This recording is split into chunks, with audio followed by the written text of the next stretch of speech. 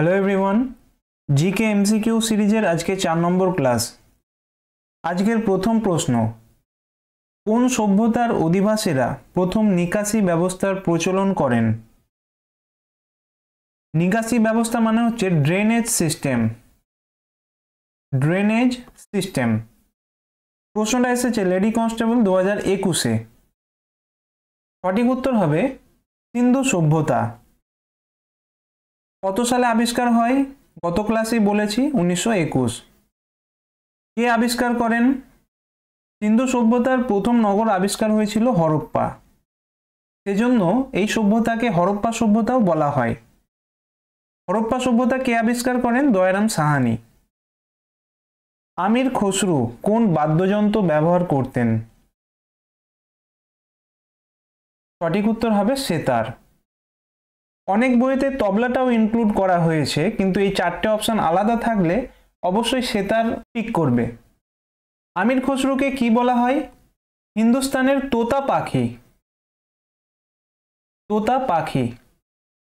কোন সুলতানের সভাকবি ছিলেন? আলাউদ্দিন খিলজি। আর আমির খসরুর লেখা একটা বইয়ের নাম খুব পড়ে, খামসা। খামসা এটা একটা অ্যারাবিক ওয়ার্ড যার মানে হচ্ছে 5। কোন গভর্নর জেনারেলের আমলে ব্রিটিশ শাসিত ভারতবর্ষের প্রতিটি থানা সাব ইন্সপেক্টরের অধীনে পরিচালিত হওয়া শুরু হয়? নতুন পোস্টার নাম কি? সাব ইন্সপেক্টর, যাকে দারোগা বলা হতো। আর কার আমলে প্রতিটি থানা এই দারোগার আন্ডারে চলে আসে? তার উত্তর হবে লর্ড কর্নওয়ালিস। কর্নওয়ালিস থেকে একটা প্রশ্ন খুব আসে। ইনি চিরস্থায়ী বন্দোবস্ত চালু করেন, পার্মানেন্ট সেটেলমেন্ট। কত সাল? 1793। আর এনাকে ফাদার অফ ইন্ডিয়ান সিভিল সার্ভিসও বলা হয়। ভারতীয় সিভিল সার্ভিসের জনক। ভারতীয় পুলিশ ব্যবস্থারও জনক বলা হয়। ইন্ডিয়ান পুলিশ সিস্টেমের ফাদার। তাহলে এই প্রশ্নে কতগুলো পয়েন্ট জানলে? Father of Indian police system Cornwallis, father of Indian civil service Cornwallis, চিরস্থায়ী বন্দোবস্ত কর্নওয়ালিস, আর প্রতিটি থানা সাব ইন্সপেক্টর বা দারোগার আন্ডারে, এটাও কর্নওয়ালিস। স্বাধীনতা লাভের সময় পশ্চিমবঙ্গে নিচের কোন জেলা ছিল না? সঠিক উত্তর হবে কোচবিহার। ভারতবর্ষ স্বাধীন হয় 1947 সালে, আর তার ঠিক 2 বছর পর কোচবিহারকে পশ্চিমবঙ্গের মধ্যে অ্যাড করা হয়। প্রশ্ন আছে কোচবিহার জেলাটা কোন নদীর তীরে অবস্থিত? তো সেটা হবে তোরসা।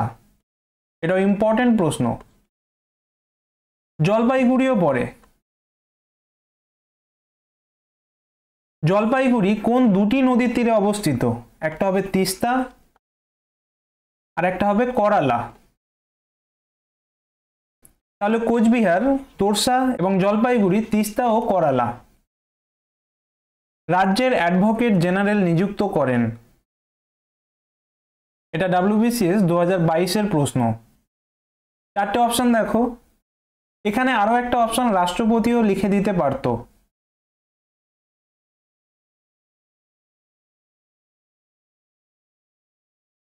যেহেতু রাজ্যের অ্যাডভোকেট জেনারেল, সঠিক উত্তর হবে অপশন সি, রাজ্যপাল। রাজ্যের ক্ষেত্রে লিগ্যাল অফিসার কে হয়? Advocate general.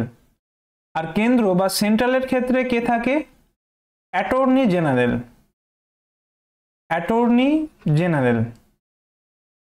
তাহলে এখান থেকে আরো দুটো পয়েন্ট নোট করবে, যে রাজ্যের সর্বোচ্চ লিগ্যাল অফিসার হচ্ছেন অ্যাডভোকেট জেনারেল এবং কেন্দ্রের অ্যাটর্নি জেনারেল। এই দুটো পোস্টের আর্টিকেলগুলো পড়ে, মানে কোন ধারায় এদের কথা বলা আছে। প্রথমে অ্যাটর্নি জেনারেল, এটা জেনে রাখো, খুবই ইম্পর্টেন্ট, 76। আর অ্যাডভোকেট জেনারেল, এটার সঙ্গে 11 বিয়োগ করে সামনে 1 এনে দাও, 165। প্রথম পঞ্চবার্ষিকী পরিকল্পনা কোন সালে প্রকাশিত হয় বা চালু করা হয়? এর আগেরটা ছিল পলিটির কোয়েশ্চেন, এটা ইকোনমির কোয়েশ্চেন। প্রথম পঞ্চবার্ষিকী পরিকল্পনা, ইংরেজিতে বললে হবে 5-year প্ল্যান, কোন বছর থেকে শুরু হয়? 1951 সাল থেকে। কত বছরের জন্য এই পরিকল্পনা করা হয়? নামের মধ্যেই আছে পঞ্চবার্ষিকী, প্রতি 5 বছর অন্তর এই পঞ্চবার্ষিকী পরিকল্পনা করা হতো। প্রশ্ন আসবে, এই পঞ্চবার্ষিকী পরিকল্পনার ধারণা ভারত কোন দেশ থেকে বড় করেছে? তো সেটা হবে রাশিয়া। কতগুলো পঞ্চবার্ষিকী পরিকল্পনা হয়েছিল? টোটাল 12টা, 1951 থেকে শুরু করে 2014 সাল পর্যন্ত ছিল। এরপর এনডিএ সরকার আসে আর এটার নাম চেঞ্জ করে দেওয়া হয়। বর্তমানে এই 5-year প্ল্যানের কাজ কে করছে? নীতি আয়োগ। 1 জানুয়ারি 2015 থেকে এর কাজ শুরু হয়, মানে নীতি আয়োগের কাজ, এটাও পরে। তাহলে দেখো, পঞ্চবার্ষিকী পরিকল্পনা বা 5-year প্ল্যান 1951 সাল থেকে শুরু হয়। এই ধারণা কোন দেশ থেকে নেওয়া হয়েছে? রাশিয়া। টোটাল কতগুলো পঞ্চবার্ষিকী পরিকল্পনা ছিল? 12টা। কোন বছর পর্যন্ত ছিল? 2014 সাল। এরপর নতুন নাম হয় নীতি আয়োগ। অ্যাকচুয়ালি পরিকল্পনা কমিশন যেটা ছিল সেটা নীতি আয়োগ হয়। কোন বছর থেকে হয়? এটা পরে, 1 জানুয়ারি 2015 থেকে। কোন খাল প্রশান্ত ও আটলান্টিক মহাসাগরকে সংযুক্ত করেছে? খুবই ইম্পর্টেন্ট একটা প্রশ্ন। প্রশ্নটা এসেছে কনস্টেবল মেন্স 2020-তে। সঠিক উত্তর হবে পানামা খাল। কিভাবে মনে রাখবে? প্রশান্তর প, আটলান্টিকের আ, তাহলে পা থেকে শুরু হচ্ছে কি? পানামা খাল। আরেকটা হয় সুয়েজ খাল। এখান থেকেও প্রশ্ন আসে যে সুয়েজ খাল কোন দুটো ওয়াটার বডিকে সংযুক্ত করেছে? ওয়ার্ল্ডের ম্যাপটা দেখে নাও, তাহলে সুবিধা হবে। দেখো, আটলান্টিক মহাসাগর হচ্ছে এই রকম, এই জায়গায়, আর প্রশান্ত মহাসাগর এখানে। এটাই এক্সটেন্ড করে এই ডান দিকে এসেছে। তাহলে প্রশান্ত আর আটলান্টিককে কানেক্ট করেছে এখানে পানামা খাল। পানামা খাল। আর পৃথিবীর ঠিক মাঝখানে এই জায়গাটাতে এখানে কি আছে? ভূমধ্য সাগর। আর এই যে জায়গাটা দেখতে পাচ্ছ, এটা হচ্ছে লোহিত সাগর বা রেড সি। এই ভূমধ্য সাগর এবং লোহিত সাগরকে কানেক্ট করেছে এখানে সুয়েজ খাল। এটা খুবই ইম্পর্টেন্ট।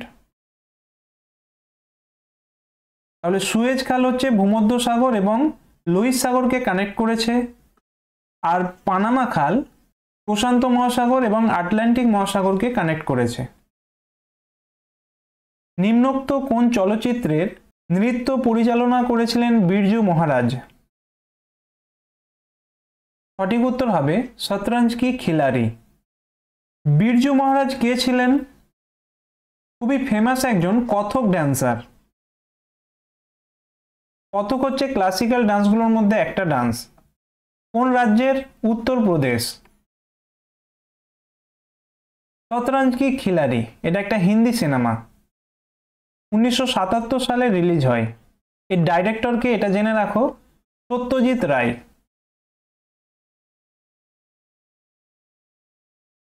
ডাইরেক্টর বললে হবে সত্যজিৎ রায়, আর কোরিওগ্রাফার বিরজু মহারাজ। শ্রীনিবাস রামানুজম ছিলেন একজন বিখ্যাত ড্যাশ। গত ক্লাসেই করানো হয়েছে এটা। সঠিক উত্তর হবে গণিতবিদ। এনার জন্মদিনে জাতীয় গণিত দিবস পালন করা হয়, ন্যাশনাল ম্যাথামেটিক্স ডে। কোন দিন কেউ মনে করতে পারছো কিনা দেখো, এর আগের ক্লাসেই বলা হয়েছে। সঠিক উত্তর কমেন্ট করে জানিও। বিদ্যাসাগরের জন্মভূমি বীরসিংহ গ্রাম কোথায় অবস্থিত? মানে কোন জেলায় অবস্থিত? বীরসিংহ মেদিনীপুর জেলা। এবার এখন মেদিনীপুর দুটো জেলায় ভাগ হয়ে গেছে। কোন বছর ভাগ হয়? 1 জানুয়ারি 2002 সালে। এটাও জেনে রাখো। আর এখানে সঠিক উত্তর হবে অপশন সি, পশ্চিম মেদিনীপুর জেলা। বিদ্যাসাগরের জন্মসাল 1820। এখন এরকম টাইপেরও প্রশ্ন আসছে, জেনে রাখো। আর এর সঙ্গে জন্মভূমিগুলোও আসছে। বিদ্যাসাগরের বীরসিংহ গ্রাম। রিসেন্ট একটা এক্সামে রামকৃষ্ণ পরমহংসদেবের জন্মস্থান জানতে চেয়েছিল, কি হবে? হুগলি জেলার কামারপুকুর। কামারপুকুর। হুগলি জেলার রাধানগর, এটাও জেনে রাখো, রাধানগর। এটা কার জন্মস্থান? রাধা থেকে মনে রাখবে রাজা, রাজা রামমোহন রয়। রাধানগর খানাকুলিতে অবস্থিত। ঠিক আছে, আজকের ক্লাস এখানে এন্ড আপ করলাম। নেক্সট ক্লাসে আরো ইম্পর্টেন্ট জিকে নিয়ে আলোচনা করব। Thank you.